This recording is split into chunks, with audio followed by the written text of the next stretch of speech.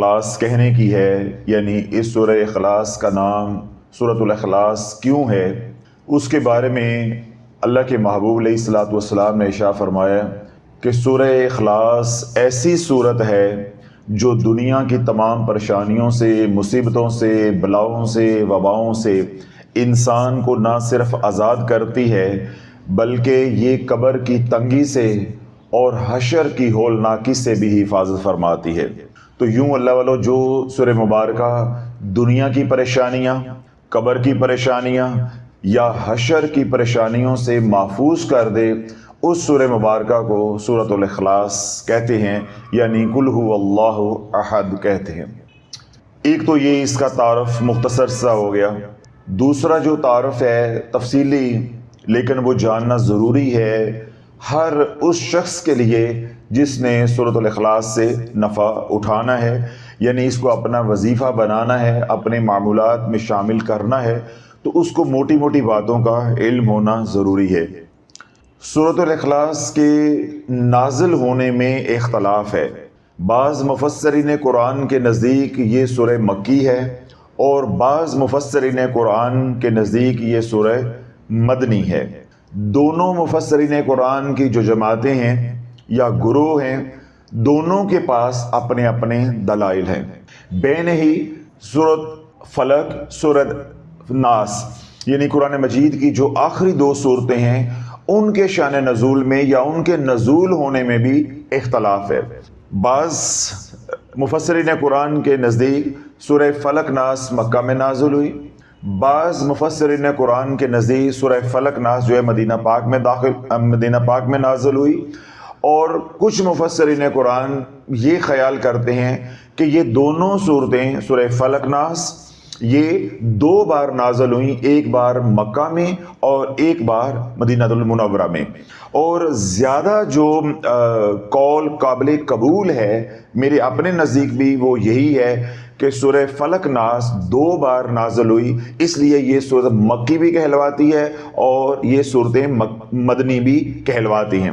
جب مکہ المکرمہ میں حضور علیہ الصلوۃ والسلام کی مخالفت حد سے بڑھی تو کفار مشرکین نے، قریش نے مسلمانوں کا جو چند مسلمان دائرہ اسلام میں داخل ہوئے تھے ان کا جینا اجیرن کر دیا، تو اللہ رب العزت نے ان دو سورہ مبارکہ کو نازل فرمایا، سورہ فلق اور سورہ ناس۔ اس کے فوراً بعد پھر ہجرت کا حکم آ گیا۔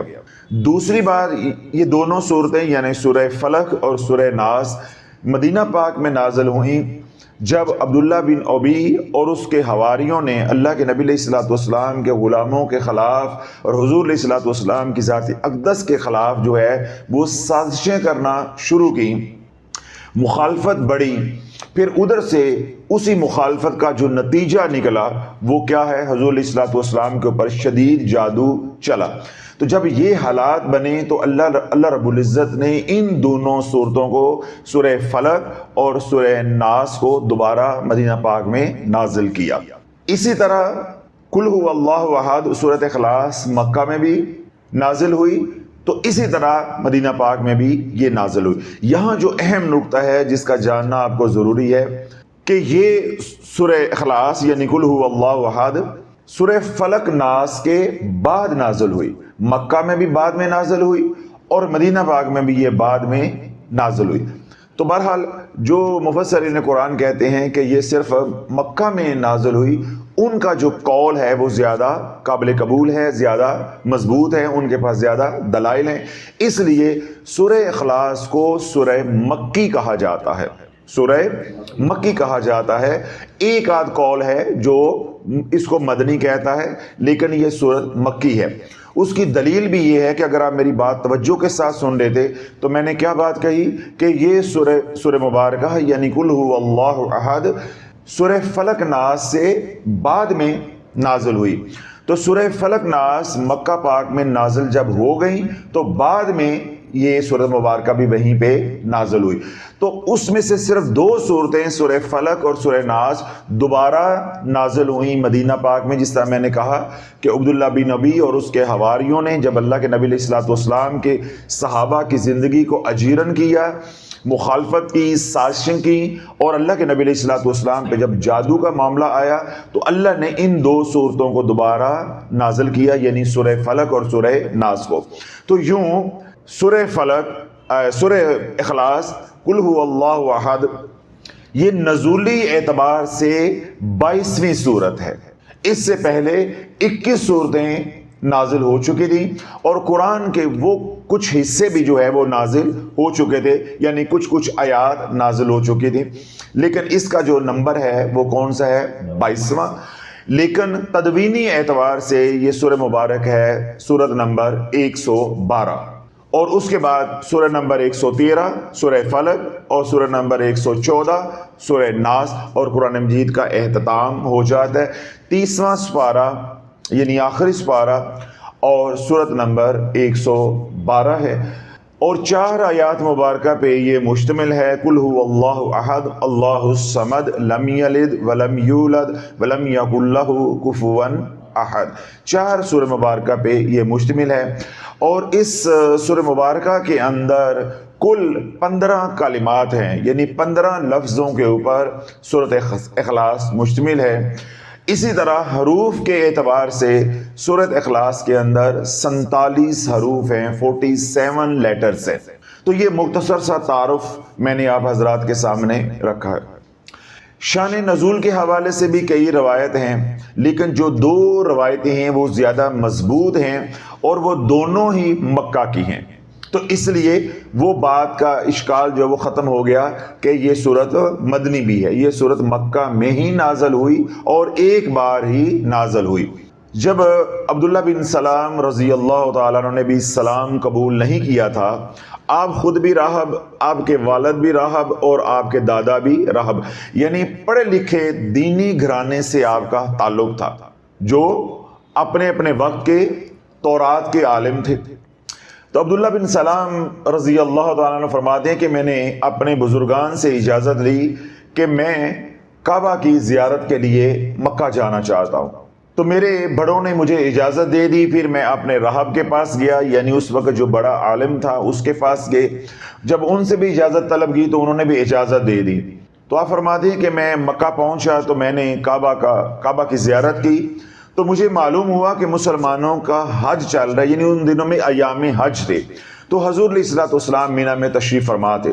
تو جب میں مینا پہنچا تو حضور علیہ الصلوۃ والسلام تشریف فرما تھے، صحابہ کا جمگٹا تھا، تو اللہ کے نبی علیہ الصلوۃ والسلام اپنے بارے میں تعارف کروا رہے تھے کہ میرا ذکر سابقہ کتب کے اندر بھی ہے، سابقہ کتب کے اندر ہے، یعنی وہ ایسا لمحہ تھا جب عبداللہ بن سلام اس مجلس میں، اس محفل میں پہنچے، یعنی مینا میں، ادھر اللہ کے نبی علیہ الصلوۃ والسلام اپنے بارے میں تعارف کروا رہے تھے، انا رسول اللہ صلی اللہ علیہ وسلم، میں اللہ کا رسول ہوں، تو میرا ذکر جو ہے وہ سابقہ کتب کے اندر بھی ہے۔ اب یہ بات یا یہ کلام اللہ کے نبی علیہ الصلوۃ والسلام کی طرف سے چل رہا تھا، ادھر سے عبداللہ بن سلام اس مجلس میں داخل ہوئے، تو جو ہی دور سے حضور علیہ الصلوۃ والسلام نے عبداللہ بن سلام کو دیکھا تو اللہ کے نبی علیہ الصلوۃ والسلام نے اشارہ کر کے عبداللہ بن سلام کو فرمایا کہ عبداللہ بن سلام بتاؤ میں ٹھیک کہہ رہا ہوں، بتاؤ میں ٹھیک کہہ رہا ہوں۔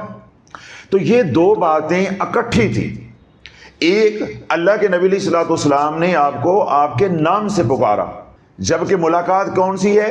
پہلی، تو نام سے پکارا۔ پھر دوسرا، اللہ کے نبی علیہ الصلوۃ والسلام نے سوال کیا کہ جو میں کہہ رہا ہوں اس کی تصدیق کرتے ہو؟ میں ٹھیک کہہ رہا ہوں؟ تو کیونکہ وہ عالم تھے، راہب تھے، تورات کے عالم تھے، وہ اہل علم تھے، تو ان کے اندر سے یہ بات اٹھی کہ انہوں نے مجھے نام سے بھی پکارا ہے جبکہ انہیں معلوم نہیں ہے، یہ تو مجھے پہچانتے نہیں، میں نے ان کو پہلی بار دیکھا ہے۔ تو دوسری بات یہ ہے کہ جو یہ کہہ رہے ہیں وہ حق اور سچ ہے کہ پہلی کتابوں کے اندر یہ بات آئی ہے۔ تو عبداللہ بن سلام فرماتے ہیں کہ میں آگے بڑھا تو اللہ کے محبوب علیہ الصلوۃ والسلام کی بارگاہ اقدس میں نے عرض کی کہ یا رسول اللہ، کہ مجھے جس رب کا آپ تعارف کروا رہے ہیں، جس رب کی طرف آپ بلا رہے ہیں، یا جس دین کو آپ پیش کر رہے ہیں، جس کا تعارف فرما رہے ہیں، مجھے اس رب کا تعارف کروائیں، یعنی جس رب کی طرف بلا رہے ہیں اس کا تعارف کروائیں۔ تو جب عبداللہ بن سلام نے اللہ کے محبوب علیہ الصلوۃ والسلام سے رب کعبہ کا تعارف مانگا تو جبریل امین علیہ السلام یہ سورہ مبارکہ لے کر حاضر ہوئے حضور علیہ الصلوۃ والسلام کی بارگاہ میں اور عرض کی یا رسول اللہ، یہ جو عبداللہ بن سلام یا یہ جو کفار مشرکین ہیں یا یہ جو غیر مسلم ہیں آپ کے رب کا تعارف مانگتے ہیں، تو سنیے کہ رب فرماتا ہے قل هو اللہ احد اللہ الصمد لم یلد ولم یولد ولم یکن لہ کفوا احد۔ اے میرے محبوب فرما دیجئے کہ آپ کا رب واحد ہے، نہ اس سے کوئی پہلے ہے اور نہ اس کے کوئی بعد ہے، وہی اول ہے، وہی آخر ہے، وہی ظاہر ہے اور وہی باطن ہے۔ اللہ الصمد، وہ سب سے بے نیاز ہے، کسی کا محتاج نہیں ہے اور ہر مخلوق اس کی محتاج ہے۔ لم یلد ولم یولد، نہ اس نے کسی کو جنا ہے اور نہ وہ کسی سے جنا گیا ہے۔ ولم یکن لہ کفوا احد، اس کا کوئی شریک نہیں ہے، اس کی کوئی برابری کرنے والا نہیں ہے، وہ یکتا ہے اپنی ذات میں بھی اور اپنی صفات میں بھی، اپنے کمالات میں بھی، اپنے اختیار میں بھی، اپنے تصرف میں بھی، اپنے جلال میں بھی، اپنے جمال میں بھی، تو ہر لحاظ سے وہ یکتا ہے۔ تو اللہ کے محبوب علیہ الصلوۃ والسلام نے جب یہ تعارف عبداللہ بن سلام کے سامنے رکھا تو انہوں نے کیا کہا کہ یا رسول اللہ ہاتھ آگے کیجئے کہ میں ایمان لانا چاہتا ہوں، اور وہ بول اٹھے اشہد ان لا الہ الا اللہ واشہد ان محمدا عبدہ ورسولہ۔ تو یوں عبداللہ بن سلام نے جب اللہ کا تعارف اتنا جامع پایا کہ 4 آیات کے اندر اللہ نے جس کو کہتے ہیں کہ سمندر کو کوزے میں بند کر دیا۔ پھر دوسری بات کیا ہے، میں نے 2-3 بار دہرایا کہ وہ عالم ہیں، اہل علم میں سے ہیں، تو وہ بات کو فوراً سمجھ کے کہ کہنے والا حق بیان کر رہا ہے، جب بیان کرنے والا حق بیان کر رہا ہے تو وہ حق پہ خود کیوں نہیں ہو سکتا۔ تو یوں اللہ رب العزت نے ان کی ہدایت کا فیصلہ کر دیا، وہ دائرہ اسلام میں داخل ہوئے۔ تو اللہ کے نبی علیہ الصلوۃ والسلام نے عبداللہ بن سلام کو یہ جو ہدایات دیں، ان ہدایات میں سے ایک ہدایت یہ تھی کہ اپنے ایمان کو آپ نے مخفی رکھنا ہے۔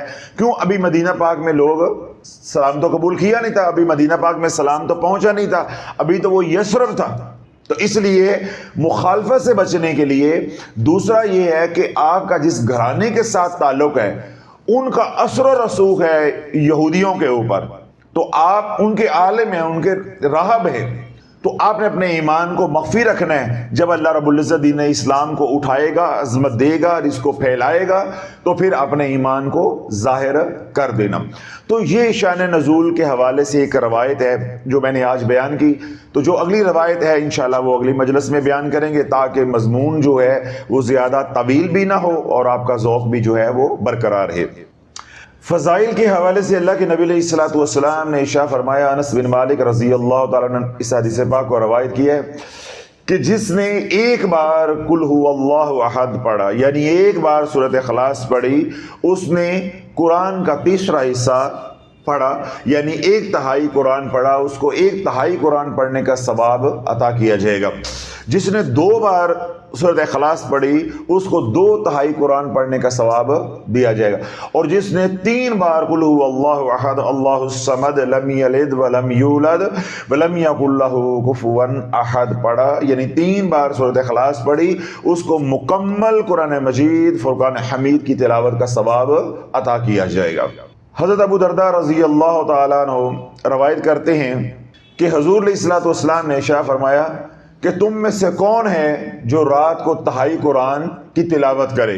تو ہم نے حضور علیہ الصلوۃ والسلام کی بارگاہ میں عرض کی کہ یا رسول اللہ، ہر رات 1/3 قرآن مجید مکمل کرنا تو بہت مشکل ہے۔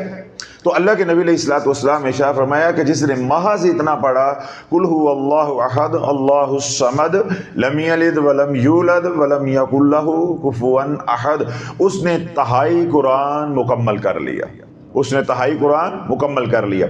اسی طرح تیسری جو روایت آتی ہے حضرت ابو سعید خدری رضی اللہ تعالیٰ عنہ کے حوالے سے کہ انہوں نے اللہ کے نبی علیہ الصلوۃ والسلام کی بارگاہ میں عرض کی کہ یا رسول اللہ، ہم نے فلاں امام کے پیچھے نماز پڑھی وہ بار بار سورۃ اخلاص پڑھتے ہیں، بار بار سورۃ اخلاص پڑھتے ہیں۔ صحابہ کو وہ قرت کم محسوس ہوئی تھی، کیونکہ صحابہ نمازوں کے اندر قرآن بہت پڑھتے تھے، تو انہیں بڑی کمی محسوس ہوئی کہ یہ مختصر سی نماز پڑھاتے ہیں اور قل هو اللہ احد پڑھتے ہیں، تو انہیں کمی محسوس ہوئی۔ تو یوں جب صحابہ نے حضور علیہ الصلوۃ والسلام کی بارگاہ میں اس کا اظہار کیا تو اللہ کے نبی علیہ الصلوۃ والسلام نے فرمایا کہ آپ سمجھتے ہو کہ یہ تلاوت کم ہے؟ یہ 1/3 قرآن کے برابر ہے جس نے ایک بار نماز کے اندر پڑھا قل هو اللہ احد اللہ الصمد لم یلد ولم یولد ولم یکن لہ کفوا احد، اس نے 1/3 قرآن کی تلاوت کی، بلکہ قرآن نہیں پڑھا، قرآن پڑھنے کا حق ادا کر دیا۔ تو یہ 3 احادیث مبارک ہو گئی۔ چوتھی اسی حوالے سے یا جس کا مضمون اسی حوالے سے ملتا ہے وہ سیدنا ابو ہریرہ رضی اللہ تعالیٰ عنہ نے روایت کیا ہے۔ سیدنا ابو ہریرہ رضی اللہ تعالیٰ عنہ روایت کرتے ہیں کہ ہم مسجد نبوی میں بیٹھے تھے کہ حضور علیہ الصلوۃ والسلام اچانک تشریف لے کر آئے اور آقا حکم فرمایا کہ اکٹھے ہو جاؤ، قریب قریب ہو جاؤ۔ پھر جو مسجد میں لوگ تھے وہ اکٹھے ہو گئے، یعنی مجمع بن گیا، محفل سج گئی۔ تو حضور علیہ الصلوۃ والسلام نے فرمایا کہ میں تمہارے سامنے قرآن کے تیسرے حصے کی یعنی تیسرے حصے کی تلاوت کروں گا۔ تو اللہ کے نبی علیہ الصلوۃ والسلام نے جب یہ بات ارشاد فرمائی کہ میں 1/3 قرآن تمہارے سامنے پڑھوں گا، تو اللہ کے نبی علیہ الصلوۃ والسلام نے تلاوت فرمائی قل هو اللہ احد اللہ الصمد لم یلد ولم یولد ولم یکن لہ کفوا احد۔ اتنی تلاوت اللہ کے نبی علیہ الصلوۃ والسلام نے فرمائی اور واپس حجرے میں تشریف لے گئے۔ تو سیدنا ابو ہریرہ رضی اللہ عنہ روایت کرتے ہیں کہ ہم آپس میں پھر باتیں کرنے لگے کہ شاید کوئی اللہ کا پیغام آ گیا ہے کہ اللہ کے نبی علیہ الصلوۃ والسلام جو ہے وہ تشریف لے گئے ہیں، جبکہ اللہ کے نبی علیہ الصلوۃ والسلام نے کیا بات ارشاد فرمائی تھی کہ میں تمہارے سامنے 1/3 قرآن کی تلاوت کروں گا۔ انہوں نے تو محض 4 آیات مبارکہ تلاوت فرمائی ہیں۔ تھوڑی دیر کے بعد حضور علیہ الصلوۃ والسلام دوبارہ واپس تشریف لے کر آئے تو اللہ کے نبی علیہ الصلوۃ والسلام نے فرمایا کہ میں نے تمہیں کہا تھا کہ میں 1/3 قرآن کی تلاوت تمہارے سامنے کروں گا، جتنی میں نے تلاوت کی یعنی قل هو اللہ احد اللہ الصمد لم یلد ولم یولد ولم یکن لہ کفوا احد، یہ 1/3 قرآن ہی ہے، یہ 1/3 قرآن ہی ہے۔ تو یوں یہ 4-5 حدیث مبارکہ میں نے آپ کے سامنے جو ہے وہ بیان کی ہیں۔ ایک اور حدیث پاک اللہ کے نبی علیہ الصلوۃ والسلام نے ارشاد فرمایا، اس کو بھی سیدنا ابو ہریرہ نے جو ہے وہ روایت کی ہے کہ اللہ نے قرآن کو اجزاء میں تقسیم کر دیا، قرآن کو اجزاء میں تقسیم کر دیا، اور ایک بار کہنا قل هو اللہ احد اللہ الصمد لم یلد ولم یولد ولم یکن لہ کفوا احد، یہ ان اجزاء میں سے ایک جز ہے۔ یعنی قرآن کو اگر 3 اجزاء میں تقسیم کیا جائے تو یہ ایک جز ہے، یعنی 1/3 قرآن ہے۔ پھر سیدنا عائشہ صدیقہ رضی اللہ تعالی عنہا روایت کرتی ہیں کہ حضور علیہ الصلوۃ والسلام نے ایک جماعت کو جہاد کے لیے بھیجا تو اس لشکر میں سے ایک ساتھی کو امام مقرر کیا، تو وہ جب قرآن پڑھتے یعنی قرات کرتے، تلاوت کرتے نمازوں کے اندر، تو اس کے بعد پھر سے قل هو اللہ احد پڑھتے، یعنی پہلے کوئی اور سورت پڑھ لی، پھر اپنی جو قرات ہے یا تلاوت ہے اس کا اہتمام جب کرتے تو دوبارہ قل هو اللہ احد پہ آ کے اہتمام کرتے، یعنی ہر رکعت کے اندر وہ قل هو اللہ احد پڑھتے۔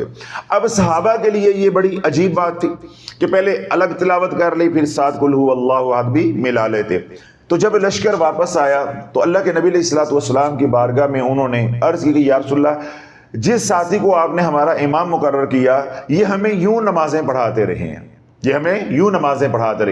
تو حضور علیہ الصلوۃ والسلام نے صحابہ سے کہا، یعنی ان مجاہدین، ان لشکریوں سے کہا کہ جو آپ کو یوں نماز پڑھاتا رہا ہے یا یوں نماز میں جو ہے وہ قرآن پڑھتا رہا ہے کہ پہلے قرآن کا کچھ حصہ پڑھا، تلاوت کر لی اور اس کے بعد دوبارہ سورۃ اخلاص پڑھتا رہا ہے، اس سے پوچھو وہ ایسا کیوں کرتا رہا ہے، اس سے پوچھو کہ وہ ایسا کیوں کرتا رہے۔ تو جب صحابہ نے ان مجاہد سے یا اس صحابی سے پوچھا کہ اللہ کے نبی علیہ الصلوۃ والسلام پوچھ رہے ہیں کہ جو آپ نمازوں کے اندر بار بار سورۃ اخلاص پڑھتے تھے وہ کیوں پڑھتے تھے، تو انہوں نے عرض کی کہ اس کے اندر رب رحمان کا تعارف ہے اور مجھے یہ بہت محبوب ہے، مجھے یہ صورت بڑی پسند ہے۔ جب انہوں نے اپنی پسندیدگی کا اظہار کیا، محبوبیت کا اظہار کیا، تو اللہ کے نبی علیہ الصلوۃ والسلام نے صحابہ کو مخاطب کر کے ارشاد فرمایا کہ اس کو خوشخبری سنا دو، اس کو میری بات پہنچا دو، اگر تو اللہ سے محبت کرتا ہے تو پھر اللہ بھی تجھ سے محبت کرتا ہے۔ تو اللہ والو، یہ جو سورۃ اخلاص ہے یہ اللہ سے محبت کرنے والوں کا ورد ہے، اللہ سے محبت کرنے والوں کا یہ ذکر ہے۔ اس لیے جو میں نے تفصیلی بیان کیا کہ سورۃ اخلاص کے ذریعے کے ساتھ راہ سلوک کیسے طے کیا جاتا ہے یا ولایت کا مقام کیسے پایا جاتا ہے، اس کے اندر میں نے مکمل یہ بات کو سمجھانے کی کوشش کی کہ سورۃ اخلاص ولایت کا ایک مکمل نظام ہے، اور یہ ایسا یکتا نظام ہے کہ سارے جو ولایت کے نظام قرآن مجید فرقان حمید کے اندر موجود ہیں، کوئی بھی نظام اس نظام کو چھو نہیں سکتا۔ پھر یہ نظام اور دوسرے نظام سارے مل کے اکٹھے ہو جائیں تو پھر تمام نظام مل کے آیت الکرسی کو چھو نہیں سکتے۔ سارے نظام اپنی اپنی جگہ پہ خوبصورت ہیں، بجا ہیں، کیونکہ یہ ولایت کے نظاموں کا ایک گلدستہ ہے۔ ہر پھول کی اپنی خوشبو ہے، ہر پھول کی اپنی مٹھاس ہے، اپنا رنگ ہے، اپنی کشش ہے، اپنی خوشبو ہے، لیکن یہ تمام ولایت کے نظام مل کے بھی سورۃ اخلاص کو چھو نہیں سکتے۔ یعنی جو ولایت کا نظام سورۃ اخلاص کی صورت میں ہے اس کا کوئی ایک اپنا الگ ہی رنگ ہے، اپنا الگ ہی رنگ ہے۔ پھر یہ سورۃ اخلاص اور بقیہ تمام نظام جتنے بھی ہیں جن کو ہم بیان کر چکے یا جن کو انشاءاللہ اللہ مہلت دے گا تو بیان کریں گے، یہ سارے ایک طرف، اور سورۃ بقرہ کی آیت نمبر 256 کا جو نظام ہے ولایت کا، یعنی آیت الکرسی کا جو نظام ہے وہ ایک طرف ہے۔ یہ سارے نظام مل کے بھی آیت الکرسی کے نظام کو چھو بھی نہیں سکتے۔ کیوں؟ جو آیت الکرسی کے اندر مخفی ہے وہ دوسری آیات کے اندر مخفی نہیں۔ کیوں؟ آیت الکرسی واحد ایک آیت ہے جس کے اندر اللہ رب العزت کے 9 صفاتی نام ظاہری ہیں اور 9 ہی صفاتی نام مخفی ہیں، اور ایک اسم ذات ہے۔ یوں ایک آیت مبارکہ کے اندر 18 صفاتی نام ہیں اور اسم اعظم سمیت ہے۔ ایسی کوئی بھی آیت قرآن مجید فرقان حمید کے اندر نہیں ہے۔ یہ بحیثیت سورت ہے۔ یہ کیا ہے؟ بحیثیت سورت ہے، یعنی قل هو اللہ احد۔ آپ یوں کہہ سکتے ہیں کہ بحیثیت سورت جو ولایت کا نظام ہے، ان تمام نظاموں کی جو امام ہے وہ سورت اخلاص ہے، اس کا کوئی مقابلہ نہیں ہے۔ لیکن بحیثیت آیت اگر ہم بات کریں تو وہ تمام نظام جو ہیں وہ پھر ایک طرف ہیں، چاہے وہ اسماء الحسنہ ہوں، چاہے آیات کے نظام ہوں، جس سورۃ المومنون کا نظام ہے، اس طرح سورۃ توبہ کا نظام ہے، سورہ بقرہ کا نظام ہے، یہ تمام نظام، یا سورہ حشر کا نظام ہے، یہ سارے ایک طرف ہیں، آیت الکرسی ایک طرف ہے۔ تو یہ ساری باتیں، اور پھر زکوٰۃ کیسے دینی ہے، زکوٰۃ صغیر کیسے دینی ہے، کبیر کیسے دینی ہے، اور بعد میں کیسے پڑھنا ہے، کمالات کیا ملیں گے، یہ ان کے لیے الگ بیان ایک ہو چکا ہے، تاکہ وہ حضرات جو روحانیت میں آنا چاہتے ہیں یا راہ سلوک طے کرنا چاہتے ہیں وہ اس بیان سے جو ہے وہ نفع اٹھا سکے۔ تو اس لیے ہم نے پھر یہ فضائل کے حوالے سے بیان کو حصوں میں تقسیم کر دیا تاکہ لمبا بیان بھی نہ ہو، اور جو لوگ سورۃ اخلاص کے ساتھ محبت رکھتے ہیں وہ جو تمام بیانات پہ در پہ انشاءاللہ تلاش چینل پہ جب پبلک ہوں گے، اپلوڈ ہوں گے، تو وہ لوگ سنتے رہیں گے، ان کو سورۃ اخلاص کے تمام کمالات کا علم بھی ہوتا جائے گا۔ پھر جوں جوں ان کی رغبت محبت بڑھے گی تب تک انشاءاللہ زکوٰۃ ادا کرنے والا بیان بھی جو ہے وہ اپلوڈ ہو جائے گا، پھر تاکہ وہ لوگ اپنی طبیعت، اپنی فرصت، اپنی ہمت اور طاقت کے مطابق وہ نظام کو، یعنی ولایت کے نظام کو شروع کر لیں گے یا اس میں آ جائیں گے، اور انشاءاللہ اللہ رب العزت اپنی رحمت خاص اور اپنے محبوب علیہ الصلوۃ والسلام کی توجہ اور دعاؤں کے صدقے ان کو پار لگائے گا، منزل پہ پہنچائے گا۔ یہ ابھی میں نے کچھ روایات کا مفہوم، یعنی احادیث مبارک کا مفہوم جو ہے وہ آپ حضرات کے سامنے جو ہے وہ رکھا ہے۔ ان روایات کے اندر محض ایک بار سورۃ اخلاص پڑھنے کی بات ہوئی ہے، یا 2 بار پڑھنے کی بات ہوئی ہے، یا 3 بار پڑھنے کی بات ہوئی ہے، ابھی تک جتنی بات میں نے کی ہے۔ آگے کیا ہے کہ 5 بار پڑھیں گے تو کیا ہوگا، 5 بار پڑھیں گے تو کیا ہوگا۔ آج بس اتنی ہی بات کریں گے کہ 5 بار پڑھیں گے تو کیا ہوگا، انواع پڑھیں گے تو کیا ہوگا، یعنی کھلا پڑھیں گے تو کیا ہوگا۔ یعنی آج وہ نقطہ بھی دوبارہ سمجھانا چاہ رہا ہوں کہ جو لوگ ورد بنا لیتے ہیں دوسرے وظائف کو اور پڑھ پڑھ کے اجڑتے ہیں اور خاندانوں کے خاندان اجاڑ کے رکھ دیے ہیں، وہ ان کو بھی کچھ سبق مل جائے گا انشاءاللہ۔ اور جو سورۃ اخلاص کے ساتھ شغف رکھیں گے، یعنی اس کو اپنا ورد بنائیں گے، اپنے معمولات میں شامل کریں گے، تو ظاہر بات ہے وہ 5 تک، 2 تک، 3 تک، 10 تک تو نہیں ٹھہریں گے، وہ تو پھر کیا پڑھیں گے، دن رات پڑھیں گے، جس کو ہم چھیڑتے ہیں کہ انواع پڑھیں گے دن رات پڑھیں گے، تو انواع پڑھیں گے تو دن رات پڑھیں گے، تو شافعی کا بیان سنے بغیر پڑھیں گے، اجڑے نہیں تو اجڑ کے رہیں گے۔ پھر اللہ والو ہمارے میں اور دوسروں میں کوئی فرق تو نہ رہ گیا۔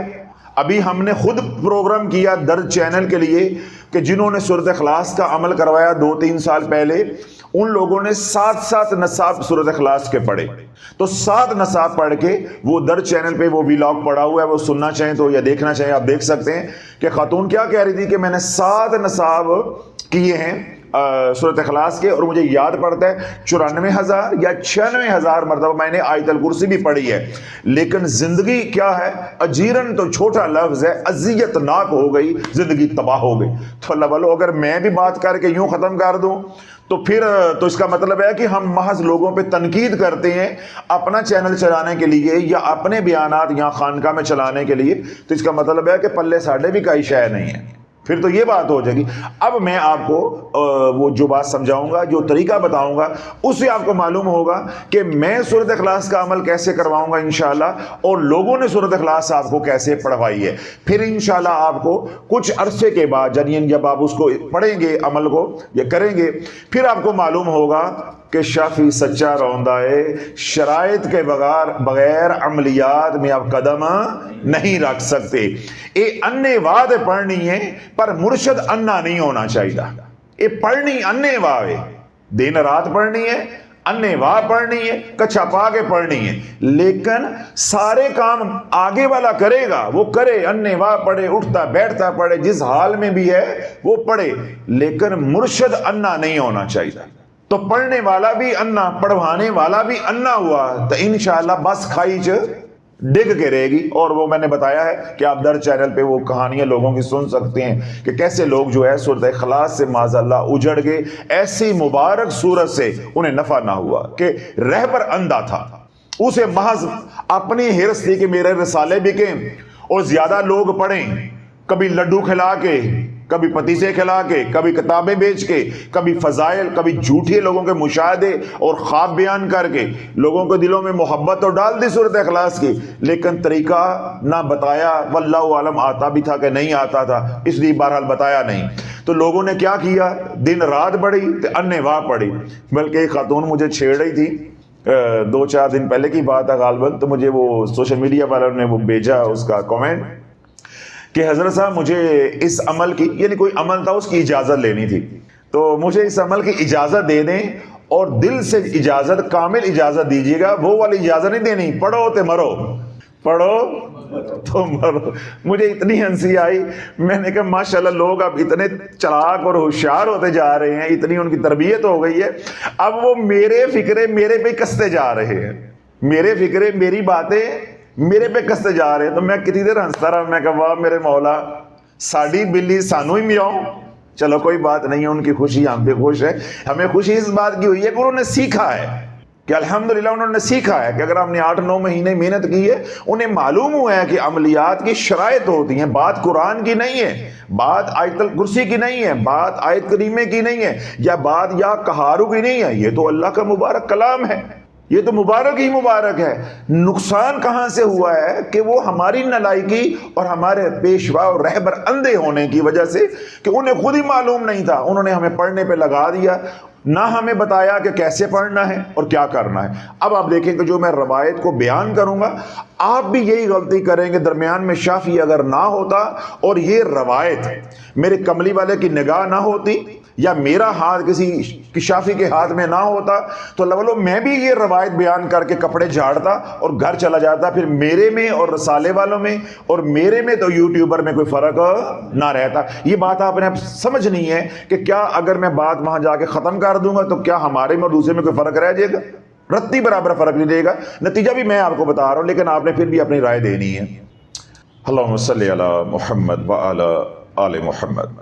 حضرت انس بن مالک رضی اللہ تعالیٰ نے اس حدیث پاک کو روایت کیا ہے، آپ فرماتے ہیں کہ ہم حضور علیہ الصلوۃ والسلام کے ساتھ اس غزوہ میں شریک تھے جس کو غزوہ تبوک کہا جاتا ہے۔ تو ہم تبوک کی طرف جا رہے تھے۔ اب تبوک اور مدینہ پاک کی مسافت 1 مہینے کی ہے، تو ابھی مقام پہ نہیں پہنچے تھے، یعنی جو جنگ کا مقام ہے وہاں نہیں پہنچے تھے، تو راستے میں تھے۔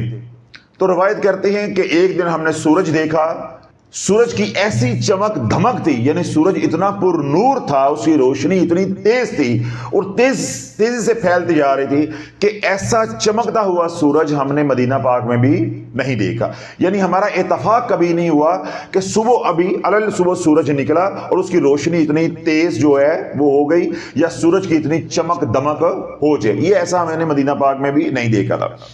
وہ سفر کیونکہ 1 مہینے کا ہے، مسافت ہے، سفر چلتا رہا، تو روایت کرتے ہیں کہ ہم نے ایک دن سورج دیکھا کہ اس کی وہ چمک دمک نہیں تھی، سورج ماند پڑا ہوا تھا، یعنی وہ پر نور سورج نہیں تھا جس طرح پچھلے دنوں میں تھا۔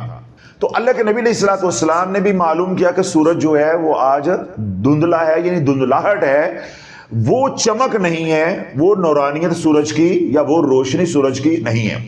ابھی یہ بات ہو رہی تھی تو جبریل امین علیہ السلام تشریف لے آئے۔ اب یہاں سے بات توجہ کے ساتھ سننی ہے، یہ اس کا سارا سیاق و سباق ہے۔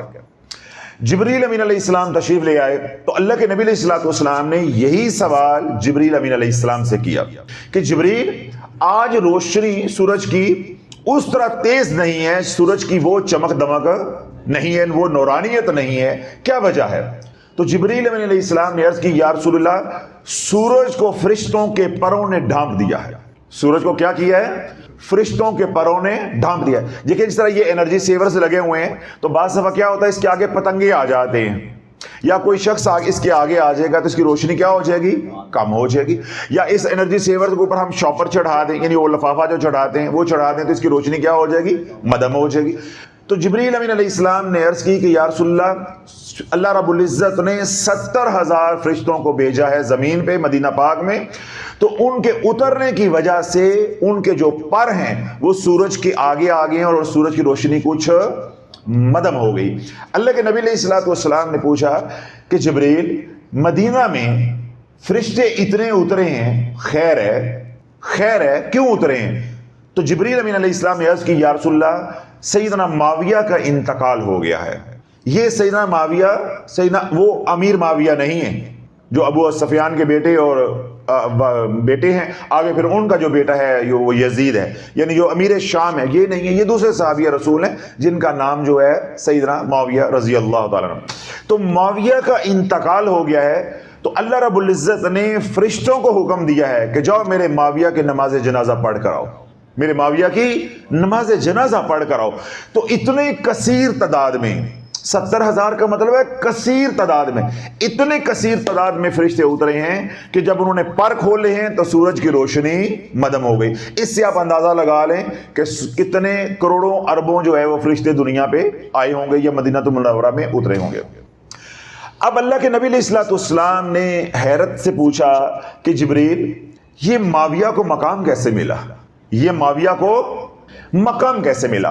اگر آپ بھول نہیں گئے تو ابھی میں نے تھوڑی دیر پہلے تفصیل کے ساتھ یہ بات کی کہ جتنے بھی ولایت کے نظام ہیں وہ تمام نظام سورۃ اخلاص کے ولایت کے نظام کو چھو بھی نہیں سکتے۔ یہ میں نے بات کہی، اور میں نے یہ بات بھی کہی کہ وہ اپنی اپنی جگہ پہ بجا ہیں، وہ ولایت کا الگ الگ نظام ہے، ہر نظام کا اپنا رنگ ہے، اپنی کشش ہے، اپنے کمالات ہیں، اپنا تصرف ہے، اپنا اختیار ہے، اپنے فیوز و برکات ہیں، لیکن سورۃ اخلاص کو وہ چھو نہیں سکتے۔ اس کا قد کاٹ، اس کا مقام ان سے کئی گنا بڑھ کر ہے۔ تو اللہ کے نبی علیہ الصلوۃ والسلام نے پوچھا کہ جبریل، معاویہ کو یہ جو مقام ملا ہے یہ कैसे मिला है। तो जिब्रील अमीन अलैहिस्सलाम ने हुज़ूर अलैहिस्सलाम की बारगाह में अर्ज़ की कि या रसूलल्लाह, उनको ये जो मकाम मिला है, ये आज़ाज़ मिला है, ये इसलिए मिला है कि वो चलते फिरते, उठते बैठते, लेटते सोते, हर हाल में सूरत इखलास पढ़ते थे। अब अल्लाह बोलो ये हदीस पाक मैं यूं बयान करूं तो मैं आखिरी फिक्रा ये बोला है कि वो हर हाल में चलते फिरते, उठते बैठते, लेटते सोते, करवट बदलते, हर हाल में सूरत इखलास पढ़ते थे। अब हदीस इतनी ही है, बात खत्म हो गई है, तो मैं इतनी बयान करूं, आगे से आप सुबहान अल्लाह के, मैं दाद जो है वो अपने समेटूं और पैसे जो है, जो माल मिले, नोट मिले, वो जेब में डालूं तो मैं घर चला जाऊं, ठीक है।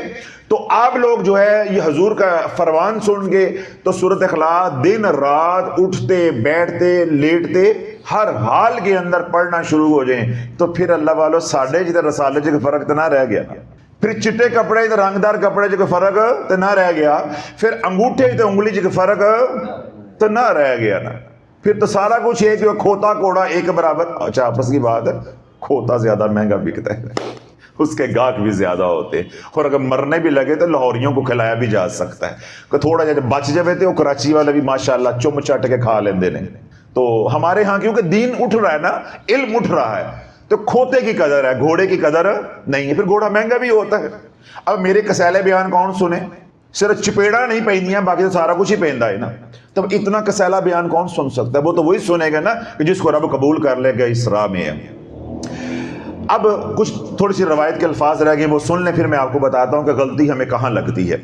जब अल्लाह के नबी अलैहिस्सलाम ने ये बात पूछी कि जिब्रील माविया को ये मकाम कैसे मिला, तो जिब्रील अमीन अलैहिस्सलाम ने क्या जवाब दिया कि या रसूलुल्लाह, वो सूरत इखलास को कसरत से पढ़ते हैं, उठते बैठते लेटते जागते हर हाल के अंदर सूरत इखलास को पढ़ते हैं।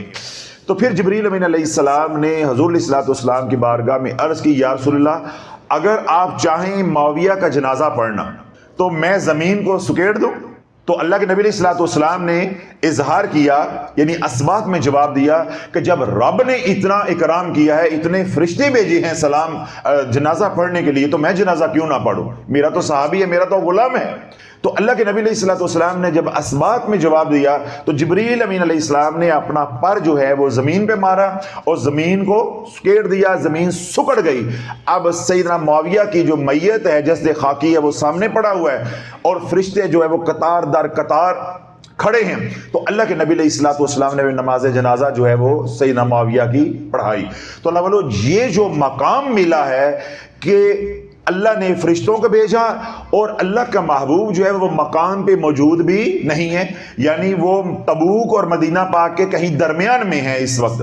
तो फिर भी अल्लाह रब्बुल इज्जत ने नमाज जनाजा का जो अजाज है वो उससे महरूम नहीं होने दिया अपने सालिक को, सूरत इखलास के कारी को, यानी जिसको ये वलायत अनायत की थी, उनको ये तमाम आज़ाज़ात अल्लाह ने अता किए कि अल्लाह ने फरिश्ते भी जनाजे में उतारे और अपने महबूब से नमाज जनाजा भी पढ़वाई।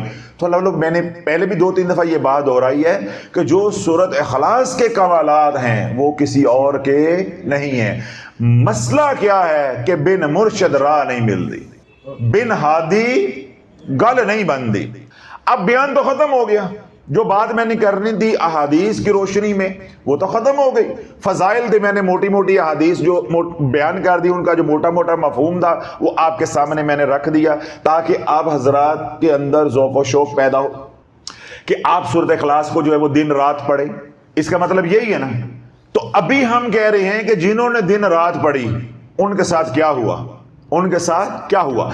अब ये है सवाल आपके ज़हन में ये आना चाहिए कि हजरत साहब, ये सहाबी रसूल ने सूरत इखलास दिन रात पढ़ी, इसे तो कुछ ना हुआ, हम दिन रात पढ़ के उजड़ रहे हैं, हमारी ना दुनिया बन रही है ना आखिरत बन रही है, हमारी सेहत भी खराब हो रही है, हमारा कारोबार भी तबाह हो रहा है, हमारी औलाद भी नाफरमान हो रही है, हम पढ़ते जा रहे हैं और उजड़ते जा रहे हैं। सहाबा पढ़ते जा रहे थे और संवरते जा रहे थे। क्या कुरान बदल गया है या क्या निज़ाम बदल गया है या हमारे साथ वो वादे नहीं है, क्या मामला क्या है? भाई सब कुछ ऐसे ही है, अल्लाह भी वही, रसूल भी वही, कुरान भी वही और कुरान का हिस्सा यानी सूरत इखलास भी वही। ٹھوکر کہاں سے لگی ہے؟ کہ ٹھوکر آپ کو یہ لگی ہے کہ آپ اپنی اوقات بھول گئے ہیں. کیوں؟ بتانے والے نے بتایا نہ، پڑھنے والے نے سمجھا نہ یا سوچا نہ، تو ہم اللہ والوں اپنی اوقات بھول گئے. کیا ہم بھول گئے؟ اپنی اوقات بھول گئے. ہمیں کسی رہبر نے یہ بات بتائی نہیں، یہ نقطہ بتایا نہیں ہے کہ سورۃ اخلاص وہ سیدنا معاویہ جو دن رات پڑھتے تھے، کیا یہ عمل اللہ کے نبی نے عطا کیا تھا یا انہوں نے خود اختیار کیا تھا؟ بولو، خود اختیار کیا تھا. یہ اللہ کے نبی نے تلقین نہیں کیا. اللہ کے نبی علیہ الصلوۃ والسلام نے اپنی امت کے اوپر ایسا بوجھ نہیں ڈالا کہ ہر بندہ سارا دن جو ہے وہ سورۃ اخلاص پڑھتا رہے. انہوں نے اپنی مرضی سے ان کو سورۃ اخلاص کا ساتھ رغبت محبت دی. اس محبت میں جو ہے اللہ کی محبت میں وہ پڑھتے تھے. تو ان کا عمل یہ کیا تھا؟ ذاتی تھا. ان کا عمل کیا یہ تھا؟ ذاتی تھا. لیکن اس میں رضا کس کی شامل ہو گئی؟ اللہ اس کے رسول کی شامل ہو گئی. ایک بات. دوسری بات یہ ہے، یہ جنہوں نے دن رات سورۃ اخلاص پڑھی، جنہوں نے دن رات سورۃ اخلاص پڑھی، وہ صحابی کیا ہیں؟ رسول ہیں. تم صحابی رسول ہو. دو ٹھوکریں ہمیں لگی. پہلی کیا لگی کہ یہ عمل اللہ کے نبی کا تلقین کردہ نہیں ہے. پہلی ٹھوکر ہمیں یہ لگی پڑھوانے والوں کو، کھلی پڑھو تے انے واہ پڑھو. جس طرح وہ خاتون مجھے چھیڑ رہی تھی، پڑھو تے مرو، پڑھو تے مرو. اللہ بولو یہی رہبر کا کام ہے. رہبر نے پڑھنی تو نہیں ہے، کیونکہ اگر اس نے پڑھی ہوگی تو وہ بتانے کے قابل ہوگا اس کو پڑھنا کیسے ہے. تو ٹھوکر کہاں سے لگی؟ ٹھوکر کہاں سے لگی کہ سورۃ اخلاص کو دن رات پڑھنا یہ اللہ کے نبی کی تلقین نہیں ہے. یعنی کھلا پڑھنا اور حد سے زیادہ پڑھنا یہ اللہ کے نبی کی تلقین نہیں ہے. جس طرح اس عورت نے 1.25 لاکھ کے 7 نصاب کیے، یعنی وہ روزانہ 4-4 5-5 ہزار پڑھتی ہوں گی. ٹھیک ہے، تو اب یہ اللہ کے نبی کا طریقہ نہیں ہے. ایک بات پہلی ٹھوکر یہاں سے لگی. دوسری ٹھوکر کہاں سے لگی؟ جی وہ آپ نے ابھی خود بھی حدیث بیان کی ہے، ہم نے بھی یہ سنی اور پڑھی، یا جنہوں نے ہمیں اجازت دی انہوں نے بھی اپنے بیان میں یہ حدیث بیان کی تھی. تو بھائی دوسری ٹھوکر کہاں سے لگی کہ یہ جو سورۃ اخلاص دن رات کثیر تعداد میں پڑھی وہ ایک صحابی رسول نے پڑھی. کیا تم صحابی رسول ہو؟ تم صحابی رسول ہو. کتنی ٹھوکریں لگ گئی؟ 2. تو عقل والے تو ایک ہی بہت ہوتی ہے. ٹھوکریں کتنی لگ گئی؟ 2. اب تیسری ٹھوکر کیا لگی کہ جب یہ صحابی رسول سیدنا معاویہ رضی اللہ تعالیٰ عنہ سورۃ اخلاص کا کھلا ورد کر رہے تھے، وہ زمانہ کون سا تھا؟ وہ زمانہ کون سا تھا؟ وہ زمانہ حضور علیہ الصلوۃ والسلام کی ظاہریت کا تھا. اس سے اچھا مبارک برکتوں والا خیر و عافیت والا سلامتی والا زمانہ زمین و آسمان نے دیکھا نہیں اور نہ قیامت تک دوبارہ دیکھنا نصیب ہونا ہے. ایسے بابرکت عافیت سلامتی اور خیر والے زمانے کے اندر ان صحابی رسول نے پڑھی. ایک وہ صحابی رسول ہیں، ایک زمانہ سلامتی خیر والا اور عافیت والا ہے، اور تیسرا اللہ کا نبی جو ہے وہ ظاہری حیات میں موجود ہے. تو کیا یہ سب کچھ ہمارے ساتھ ہے؟ کتنی ٹھوکریں ہو گئی؟ 3. چوتھی ٹھوکر، کیا سیدنا معاویہ نے دن رات سورۃ اخلاص پڑھی تو ساتھ انہوں نے گناہ بھی معاذ اللہ کیے؟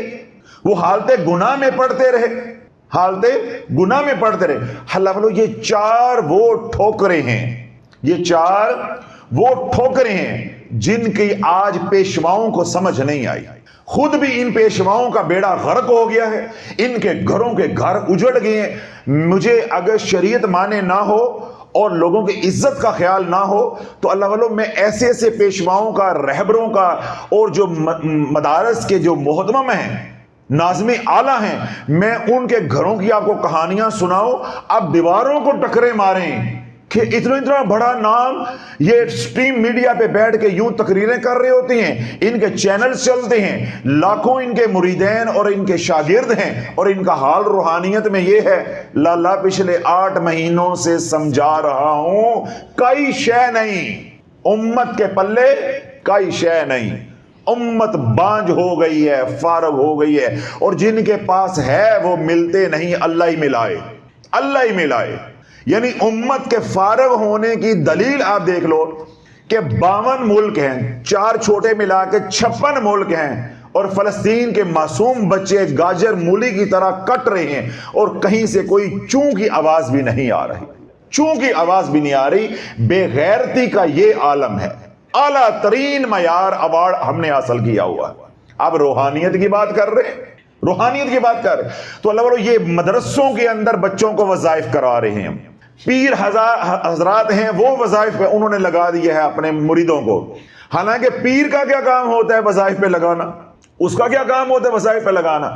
تو اللہ والو انہوں نے خود جو ہے وہ روحانیت نہ سیکھی، نہ انہیں علم تھا، انہوں نے جان چھڑانے کے لیے حدیثیں بیان کی، اس کے بعد پرچے چھپوا کے لوگوں میں بانٹ دیے، کتابیں بانٹ دی، لوگ انہی احادیث کو پڑھ کے، ان کے ظاہری معنی کو پڑھ کے علمی کتابی مرید بن گئے۔ علمی کتابی، وہ کہتا نا علمی کتابی، تو وہ علمی کتابی مرید بن گئے۔ تو پھر علمی کتابی والوں کا تو اللہ والوں پھر یہی اشر ہوگا، پڑھو تے مرو، پڑھو تے مرو، کٹھے پڑھو تے کٹھے مرو، اجتماعی پڑھائی اجتماعی طور پہ مرے۔ اللہ والو جتنے لوگ یا کہارو پڑھ کے اجڑے ہیں آپ تصور نہیں کر سکتے، جتنے لوگ آیت کریمہ پڑھ کے اجڑے ہیں آپ تصور نہیں کر سکتے، جتنے لوگ پنج سورتہ کو وظائف بنا کے جب انہوں نے قرآن کو استعمال کیا، استعمال آتا نہیں تھا، اجڑ گئے۔ اب اللہ میں یہاں ایک بات کہہ دیتا ہوں، بات تھوڑی سی دوسری طرف چلی گئی۔ میں نے کیا بولا کہ جب پنج سورتہ کو کیا بنایا وظیفہ، کیا بنایا وظیفہ، تو اجڑے۔ آیت کریمہ کو کیا بنایا وظیفہ، تو اجڑے۔ یا کہارو کو کیا بنایا وظیفہ، تو اجڑے۔ حامیم لا ینصرون کو کیا بنایا وظیفہ، تو اجڑے۔ آپ کے گھر میں اجوین ہے، ہر گھر میں ہوتی ہے، سونف ہوگی نا، اجوین بھی ہوگی، سونف بھی ہوگی۔ میں نے اجوین یا سونف کی مثال اس لیے دی ہے کہ یہ ہر گھر میں ہوتی ہے، ہر گھر میں کم و بیش کچن میں جو ہے وہ ہوتی ہے، کیونکہ جو بچے جن گھروں میں بچے ہوتے ہیں یا بزرگ بھی ہوتے ہیں تو اکثر اوقات ان کو افارہ ہو جاتا ہے، بچوں کو گیس ٹربل ہو جاتی ہے، پیٹ میں ہوا ہو جاتی ہے، پھر مائیں جو وہ سونف کا پانی یا سونف کا عرق یا اجوین کو ابال کے اس کا پانی نکال کے بچوں کو پلاتی ہیں تاکہ بچوں کو افارہ یعنی گیس ٹربل جو ہے وہ نہ ہو، اس لیے میں نے یہ مثال دی ہے۔ اجوین ہے، پیسے آپ کے پاس ہیں، دکان سے جا کے کلو خرید لو۔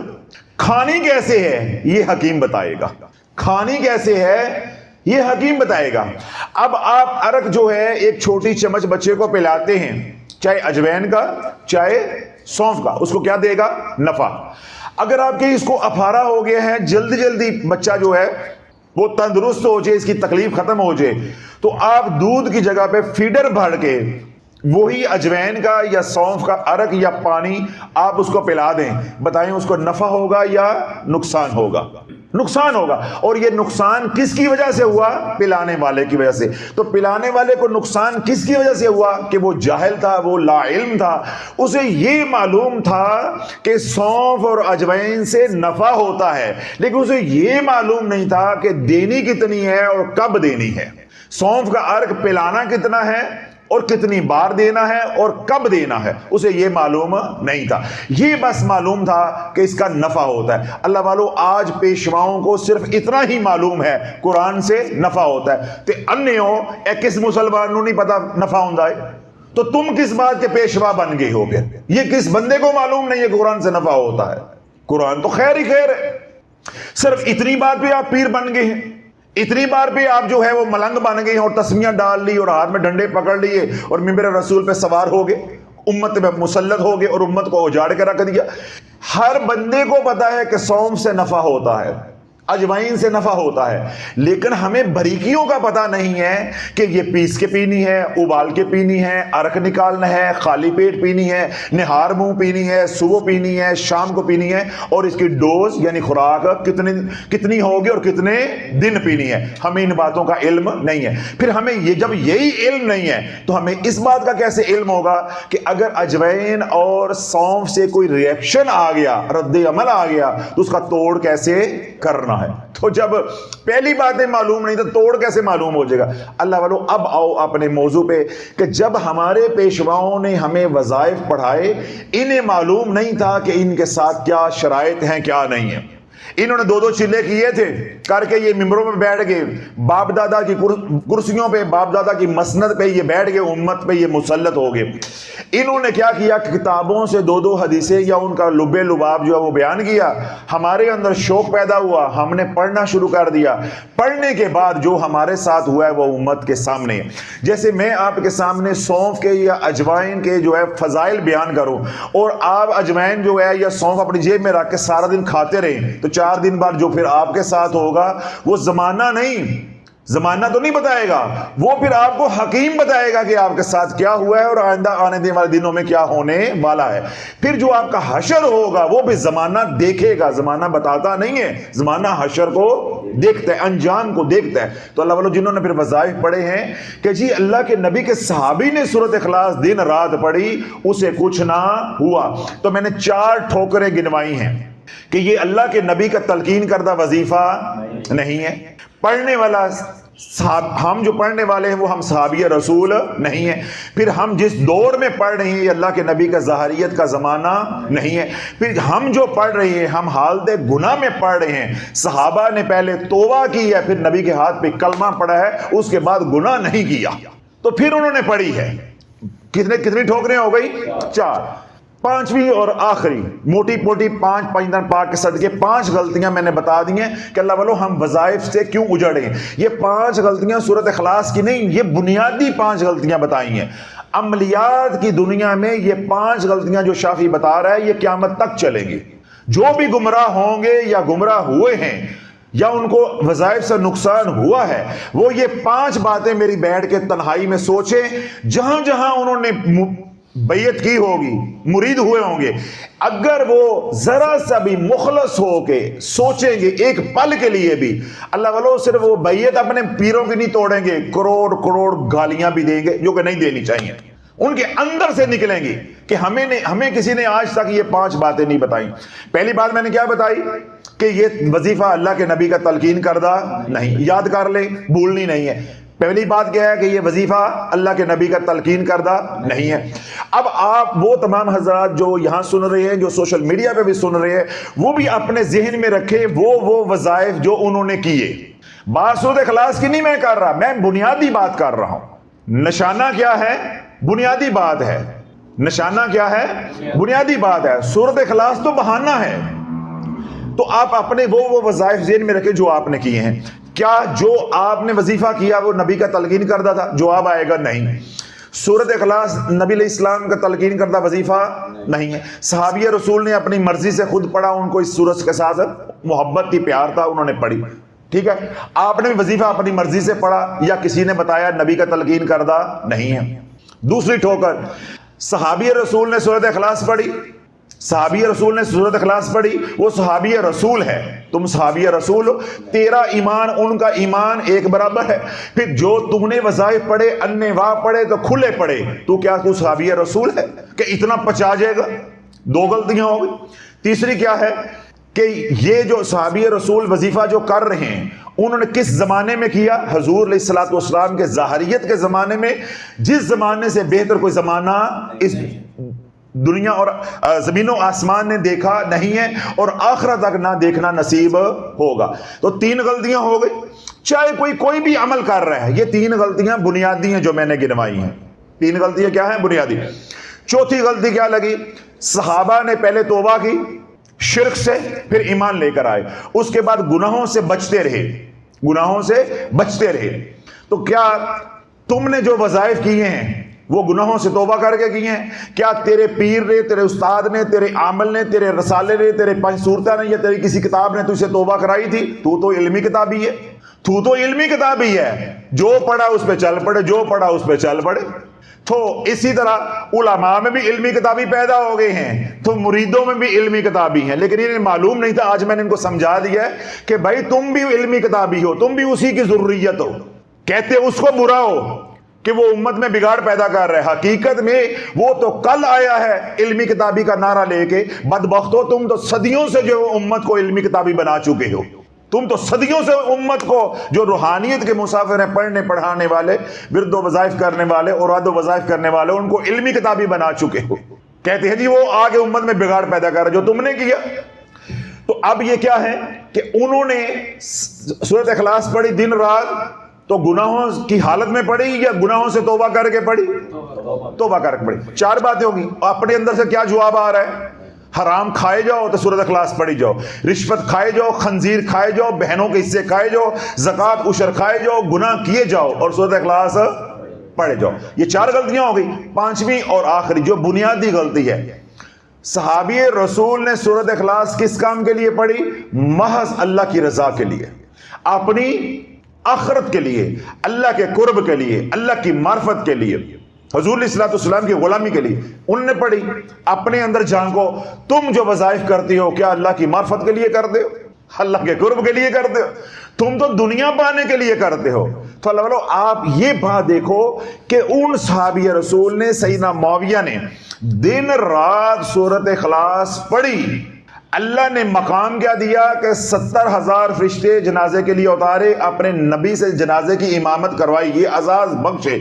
سوال یہ ہے کہ کسی کتاب سے یہ ڈھونڈ کے بتاؤ کہ اتنی سورۃ اخلاص پڑھ کے ان کو دنیا میں کیا ملا؟ باغ ملے کھجوروں کے، مدینہ ان کے نام ہو گیا، کہ 2-4 مربع زمین کے ان کو مل گئے۔ اللہ والوں ان کے بدن پہ تو کپڑے پورے نہیں تھے، ان کے تو بدن پہ کپڑے پورے نہیں تھے۔ اللہ والوں یہ جو رب کا ذکر ہے یہ تو دنیا کو اتار کے دور پھینک دیتا ہے۔ رب کا ذکر تو دنیا سے پاک کر دیتا ہے، یہ دنیا سے دور کر دیتا ہے اور اللہ اپنے قریب کر لیتا ہے۔ اور ہم نے وظائف کس کام کے لیے کیے؟ دنیا بنانے کے لیے۔ تو اللہ والوں یہ 5 بنیادی غلطیاں ہیں جن سے ہم برباد ہوئے ہیں، جن سے ہم برباد ہوئے ہیں۔ آپ سے سورۃ اخلاص کی بات نہیں کریں گے، وہ میں نے سمجھانے کے لیے کہی ہے۔ جو وظیفہ آپ کر رہے ہیں کیا آپ کے ساتھ یہ 5 باتیں ہیں کہ نہیں؟ تو جب 5 باتیں ہیں تو پھر نقصان ہو کرے گا۔ اب اس دور میں اللہ والوں جب وظائف کرنے ہیں تو پھر آپ کو اس رہبر کو پکڑنا پڑے گا جس نے یہ کام کیا ہو، جس نے یہ کام کیا ہو۔ پھر رہبر کے اندر بڑی مشکل ہے۔ آپ نے ایک مرشد پکڑ لیا، ایک استاد پکڑ لیا، عامل پکڑ لیا، وہ عامل تو ہے، اس کے عامل ہونے پہ کوئی شک نہیں ہے مثال کے طور پہ، لیکن وہ عامل ہے سورۃ مزمل کا۔ کس کا ہے؟ وہ سورۃ اخلاص نہیں کروا سکتا۔ عامل کے لیے شرط یہ ہوتی ہے کہ جس سے آپ عمل لے رہے ہیں وہ اس عمل کا صاحب عمل ہو، صاحب اجازت ہو، اس نے وہ عمل کیا بھی ہو۔ یہ نہیں ہے کہ اب میں نے سورۃ مزمل کر رہی، میں عامل بن گیا تو اب یہ جناب میں قرآن کی ساری صورتیں کر بھی سکتا ہوں تو کروا بھی سکتا ہوں۔ اللہ بولو ایسا نہیں ہوتا۔ کوئی اپنی عقل بھی استعمال کرو کہ ایک بندہ جو ہے اس نے کیمسٹری کے اندر ایم فل کیا ہوا ہے تو وہ فزکس پڑھا سکتا ہے۔ اس طرح کسی نے میتھ کے اندر جو ہے وہ پی ایچ ڈی کی ہوئی ہے، یہ ایم فل کیا ہوا ہے، یہ ماسٹرز کیا ہوا ہے، تو کیا وہ انگلش پڑھا سکتا ہے؟ اس طرح انگلش میں جس نے ماسٹرز کیا ہوا ہے وہ اردو پڑھا سکتا ہے، یا جس نے اردو میں ماسٹرز کیا ہوا ہے یا پی ایچ ڈی کی ہوئی ہے وہ انگلش پڑھا سکتا ہے۔ اللہ والوں کیوں کھوپڑا کام نہیں کرتا؟ یہ پیجا کیوں کام نہیں کرتا؟ عملیات کی دنیا کے اندر عامل پکڑنا یہ ضروری ہوتا ہے کہ وہ ہمیں داؤ پیش سکھائے گا کہ کہاں بچنا ہے، کہاں مڑنا ہے، کیسے کرنا ہے۔ وہ رہبری تو وہ کر دے گا، لیکن جب وہ سورۃ اخلاص کا خود ہی عامل نہیں ہے وہ تمہیں کیا عامل بنائے گا؟ وہ تو سورۃ مزمل کا ہے، سورۃ مزمل وہ کروا سکتا ہے۔ اس سے کوئی سورۃ جن کا ہے تو وہ سورۃ اخلاص کیا کروائے گا؟ تو یہ پہلی بات تو لبلو عامل نہیں ملتا۔ اگر عامل مل جائے پھر جو عمل آپ کرنا چاہ رہے ہیں اس کا عامل نہیں ملتا، تو انتہائی یہ مشکل ہے۔ اس لیے بارہا میں کہتا ہوں کہ ہماری امت کیا ہو گئی ہے؟ روحانیت میں بھانج ہو گئی ہے۔ پہلے تو عامل ہی نہیں ملتا، چلو جو عامل کسی بھی صورت کا ہوگا تو وہ موٹی موٹی باتیں تو سکھا دے گا، داؤ پیش، شرائط، یہ وہ موٹی موٹی باتیں سکھا دے گا۔ مسئلہ پھر بن جاتا ہے، پھر اس عامل کے بعد اس عامل کے پاس پہنچنا ہے جو عمل آپ کرنا چاہ رہے ہیں اس نے وہ عمل کیا ہو، اس کا وہ صاحب اجازت ہو، صاحب عمل ہو، اس کے پاس اس کا فیض ہو۔ اس کو معلوم ہوگا کہ 100 بار پڑھیں گے تو یہ ہوگا، 200 بار پڑھیں گے تو یہ ہوگا، 600 بار یہ پڑھیں گے تو یہ ہوگا، یا دن رات پڑھیں گے تو پھر کیا ہوگا، یہ تو وہی بتا سکتے ہیں۔ اب جنہوں نے 7 نصاب سورۃ اخلاص کے پڑھے ہیں وہ اجڑے ہیں، تو جو اجاڑا وہ بتا سکتے ہیں، وہ میں بیان تو نہیں کر سکتا۔ اللہ نے مجھے اسے بچائے رکھا ہے، میں تو وہ تکلیف بیان نہیں کر سکتا، میں تو صرف فضائل بیان کروں گا، کیونکہ اللہ نے مجھے اس راہ میں نوازا ہے، تو میں تو ایک بار کہوں گا یہ پڑھو تو یہ ہو جائے گا، یہ پڑھو تو یہ ہو جائے گا۔ وہ کیا ہیں؟ اجڑے ہیں، تو وہ اپنی بربادی کو جس طرح بیان کر سکتے وہ ہم تو نہیں کر سکتے۔ اس راہ میں جس کو جو ملا ہوتا ہے، جو وہ بیان کر سکتا ہے، وہ کتابیں بیان نہیں کر سکتے۔ تو ہم کیا بنیں گے؟ علمی کتابی۔ مرید کیا بن گئے؟ علمی کتابی۔ عامل وظائف کرنے والے کیا بن گئے؟ علمی کتابی۔ بس پڑھو، سنو، عمل کرو، مرو۔ جیسے وہ کہہ رہی تھی مجھے ایسا کی اجازت نہ دینا، پڑھو تو مرو، پڑھو تو مرو۔ تو اب یہ 5 بنیادی باتیں سمجھ آ گئی آج۔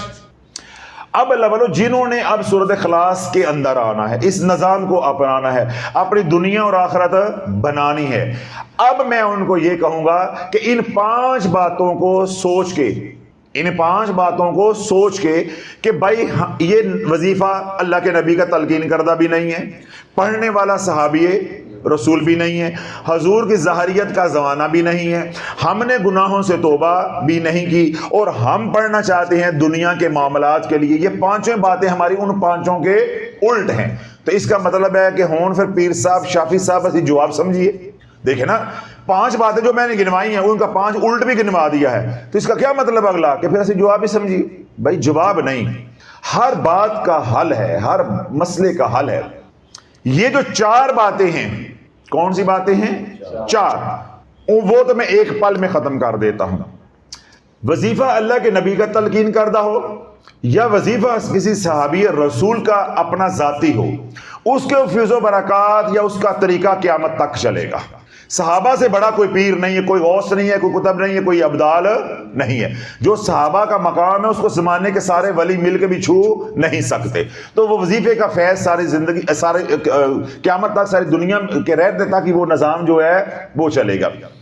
حضور کا زمانہ ایک ظاہریت کا ہے، ایک حضور کا زمانہ جو ہے وہ روحانی ہے، یعنی ہم حضور علیہ السلام ظاہری طور پہ موجود نہیں ہیں، لیکن روحانی طور پہ حضور کا زمانہ یہ بھی ہے۔